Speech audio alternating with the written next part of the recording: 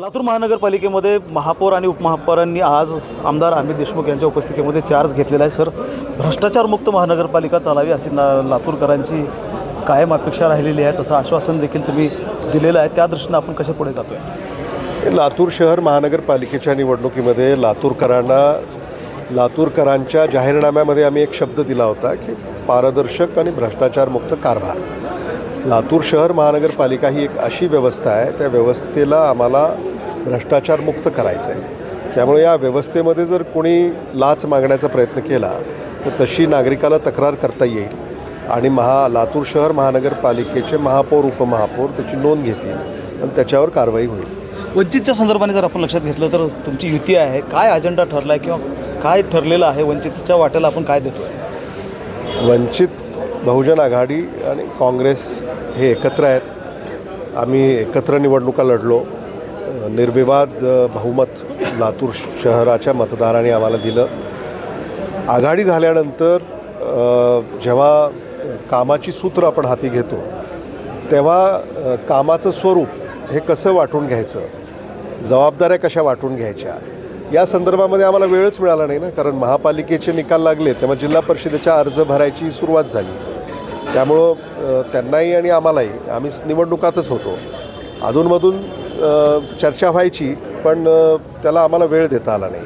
आणि म्हणून मला असं वाटतं काही चर्चा झाल्या असतील पण आमच्याकडे मात्र तसं कुठलंही म्हणजे अडचण अशी परिस्थिती कधीही उद्भवली नाही. आणि योग्य वेळी आम्ही पुन्हा एकत्र बसलो, त्याच्यावरती मार्ग निघाला आणि जबाबदाऱ्याचं वाटप या संदर्भामध्ये सुद्धा आता एक वाक्यता आहे आणि त्या दिशेनं आता आम्ही कामाला सुरुवात केलेली आहे. म्हणजे जिल्हा परिषदेच्या निवडणुकीदरम्यान जर वंचित सोबत असती तर काही चित्र वेगळं राहिलं असतं आता? नाही, निश्चित वंचित बहुजन आघाडी म्हणजे आम्ही जर एकत्र निवडणुका लढवल्या असत्या तर ह्या यशामध्ये वृद्धी झाली असती. पण वेळच मिळाला नाही.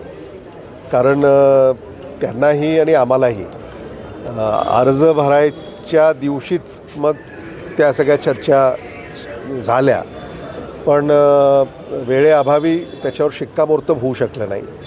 आणि आमच्याही उमेदवारांनी सगळीकडे अर्ज भरले होते, त्यांच्याही उमेदवारांनी सगळीकडे अर्ज भरले होते आणि इच्छा असूनही मग त्या उमेदवारांना अर्ज मागे घ्या वगैरे या सगळ्या अडचणींना तोंड द्यावं लागत होतं आम्हालाही आणि त्यांनाही.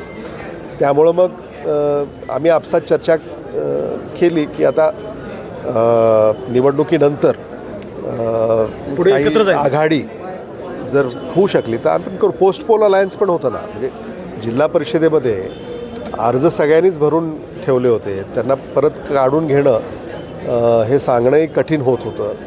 आम्ही दोघांनीही प्रयत्न केले पण कधीकधी प्रयत्नांना यश येत नाही आणि वेळ नव्हता. म्हणून वेळ असता तर निश्चित आम्ही आघाडी केली असती आणि काही वेगळं चित्र जिल्ह्यामध्ये आपल्याला पाहायला मिळालं असतं. जिल्हा परिषदेच्या निवडणुकीमध्ये लढाई जी आहे ती भाजप आणि काँग्रेसमध्ये झाली थेट आणि केंद्रस्थानी आता सत्तेच्या राष्ट्रवादी काँग्रेस आहे. राष्ट्रवादी काँग्रेस भाजपकडे जाऊ शकतं आणि काँग्रेसकडे जाऊ शकतं अशा प्रकारची स्थिती आहे आता. नाही, तुमची माहिती आहे का? शक्यता आहे, तुमचे जुने मित्र आहेत ते. नाही, आता म्हणजे TV9 जर याचा दाखला देत असेल तर मग पुढे काय होते बघावं लागेल. महेंद्र जोंधळे, TV9 मराठी, लातूर.